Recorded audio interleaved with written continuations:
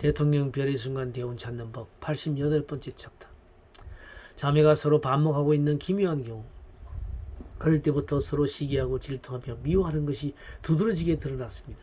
아주 사소한 일들로도 둘은 끊임없이 싸웠습니다. 그런 적의는 5씩이나 되는 아이들 가운데서 다른 형제 자매 사이에서는 보이지 않았습니다. 리딩에서 이 자매의 한쪽에 성 문제에 얽힌 완강한 질투가 있었음은 사실이나 언니 쪽의 전생의 남편 때문에 생긴 것이었습니다. 예를 들어 동생 루, 언니 앨리스, 루의 남편 톰. 루는 이 두 사람과 사이가 좋지 않았습니다. 이 세 사람은 버지니아의 식민지 시대 후기의 전생에서 서로 잘 아는 사이였습니다. 톰은 당시 앨리스의 남편이었습니다. 수녀로서 마을 사람들을 돌보고 있던 루는 톰이 병에 걸리자 그를 간호하여 건강을 되찾게 해줍니다. 앨리스가 당시 어떤 이유 리딩은 그 이유에 대해서는 별다른 말이 없습니다. 때문에 톰과 별거하고 있었던 것입니다.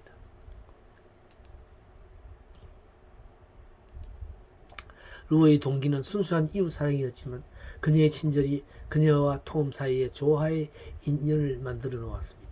앨리스는 그것을 알고 매우 원망했습니다. 그 근거 없는 원망과 질투는 오래지 않아 증오로 자라났습니다.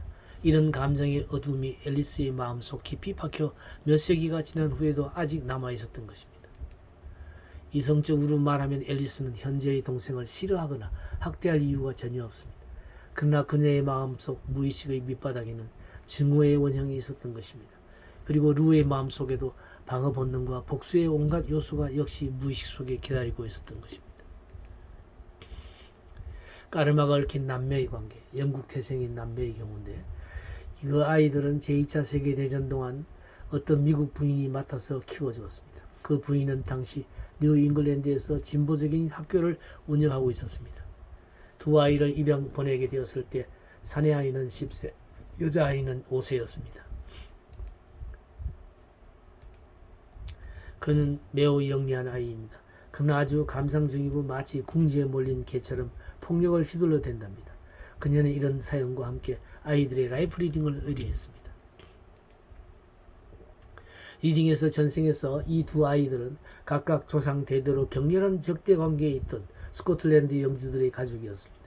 여기서부터 원한이 무의식 속에 계속 흐르고 있었던 것입니다. 그것이 너무나 강한 원한이었기에 몇 세기가 지난 현생에서도 10세의 소년과 5세의 소녀 사이에 반목을 일으켜 놓았던 것입니다.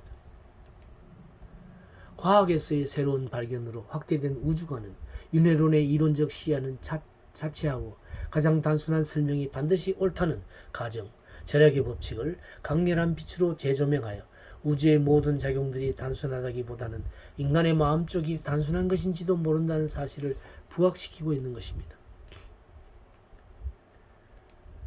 만약 증오의 사슬에 묶인 사람끼리 그 사슬에 묶인 채로 여러 번 환생하기를 바라지 않는다면 그들은 미움 대신에 사랑, 원망 대신에 친절을 지니도록 의식적으로 신중하고 지속적으로 노력해야 합니다. 이런 노력은 사람과 사람을 잇는 모든 환경적 유대, 모든 적대관계에도 해당되는 것입니다. 결국 우리가 한 가족의 일원으로서 갖는 역할의 변화는 궁극에 있어서는 단순히 한 가정의 일원이 아니라 인류라는 대가족의 일원임을 보여주는 것입니다. 우리는 이것을 끊임없이 되새기면서 살아가는 것을 배워야 합니다.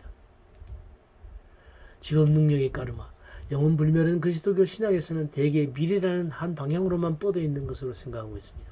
4차 물리학이 제시하는 무시간이라는 새로운 개념에선 불완전하다. 영혼은 본래 영혼이며 만약 그것이 미래의 영혼이 존재한다면 그것은 또 과거에도 영혼이 존재했을 것임에 틀림없습니다. 그러므로 탄생, 삶, 그리고 죽음이라는 말로 구애가는 생물적 경계는 단지 영원한 비물질적 영혼의 겉모양 내지 그림자에 불과한 것입니다. 이런 견해를 근대 그리스도교 신학에서는 거의 받아들이지 않고 있지만 초기 그노시스파 그리스도교에서는 인정해 왔었습니다. 영국 개관시인 윌리엄 워즈워스는 영혼의 불멸송이라는 노래에서 이 사상을 표현하고 있습니다. 태어남은 단지 수면이요 망각이라는 워즈워스의 감각은 고대의 예지에 비추어 볼 때 충분히 근거 있는 말입니다. 인간이 지니고 태어나는 영혼은 어딘가 다른 곳에 그 배경이 있으며 먼 곳에서 오는 것이라는 그의 확신은 전생을 믿는 수많은 사람들이 즐겨 인용해 왔습니다. 영혼은 원래 신에게서 나오며 따라서 신의 본래의 순수함과 광희를 나누어 지니고 있으며 그 초감각적인 하늘의 대영의 자리에서 과연 거룩한 빛과 아름다움이 있을 것이다.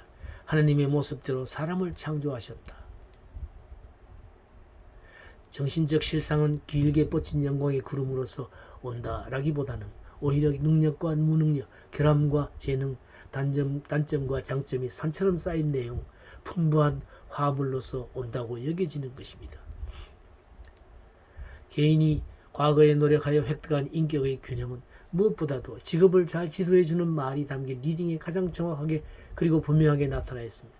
연속의 원리는 인간의 능력에도 작용하고 있어 인간의 직업 생활에 중요한 인자가 되어 있음이 명백해졌습니다.